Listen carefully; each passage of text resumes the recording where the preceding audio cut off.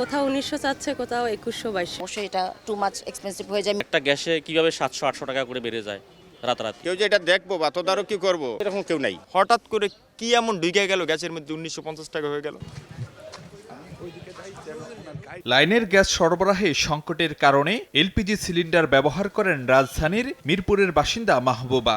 একে তো হঠাৎ করে অস্বাভাবিক দাম বৃদ্ধি, তার উপর নিয়মিত ব্যবহার করা নির্দিষ্ট একটি কোম্পানির এলপি গ্যাস পেলেন না কয়েকটি দোকান খুঁজেও। আমরা লাইনের বিলে দিই হচ্ছে 1080 টাকা, সে জায়গায় এটা তো যদি 2000 হয় তখন তো অবশ্যই এটা টু মাচ এক্সপেন্সিভ হয়ে যায় মিডল ক্লাসের জন্য। এখন যেটা যে দামটা তো বড় কথা না, পাওয়াই যাচ্ছে না। এলপিজির দাম নিয়ে নৈরাজ্য এখন রাজধানী জুড়ে। সংকটের অজুহাতে বিক্রি হচ্ছে নির্ধারিত মূল্যের প্রায় দ্বিগুণ দামে। 1250 টাকা দামের 12 কেজি এলপি গ্যাসের জন্য গ্রাহককে গুনতে হচ্ছে 1800 থেকে 2400 টাকা। কোথাও 1900 চাচ্ছে, কোথাও 2100-2200 এরকম টাকা দাম চাচ্ছে। সামর্থ্যের বাইরে আমাদের জন্য। ইফাদ রোশেক স্পার্ক মিক্সে আছে সবচেয়ে বেশি মশলার সংমিশ্রণ। ইফাদ রোশেক স্পার্ক মিক্স মশলা। একটা গ্যাসে কিভাবে 700-800 টাকা করে বেড়ে যায় রাতারাতি। 2200 টাকা বোতল কিনো, ঘর ভাড়া যখন খাওয়ান, এটা অনেক সমস্যা না, অনেক কষ্ট হয়ে যায়। কালকে তো পাগুই করিনি। কেউ যে এটা দেখবো বা তদারকি করবো এরকম কেউ নাই। 10 থেকে 15 দিন আগে 1250 টাকা ছিল। হঠাৎ করে কি এমন ঢুকে গেল গ্যাসের মধ্যে 1950 টাকা হয়ে গেল। গতকাল রাতে আমি গ্যাস কিনতে আসছি, তারা চাচ্ছে 2000 টাকা।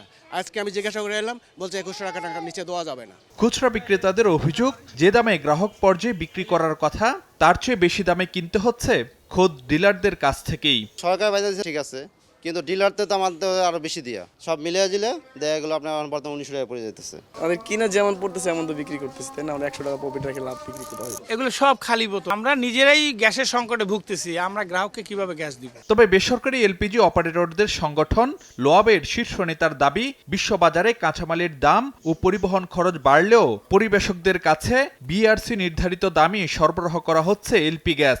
আমি দায়িত্ব নিয়ে বলছি, লোয়াবের কোন মেম্বার আমরা নির্ধারিত দামের বেশি 1 টাকাও বিক্রি করি না, বরঞ্চ আমরা কম দামে। আমরা যখন ফ্যাক্টরি থেকে বিক্রি করি এরপরে তো আমাদের দায়িত্ব থাকে না।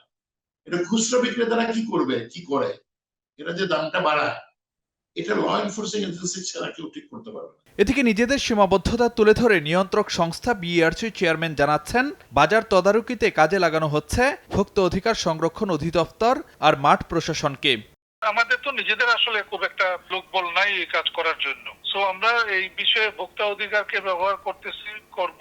কনসার্ন যারা গুরুত্বপূর্ণ পয়েন্ট যেগুলি আছে, সেই ডেপুটি কমিশনারদের সঙ্গে কথা বলবো, তাদেরকে কাজে লাগাবো।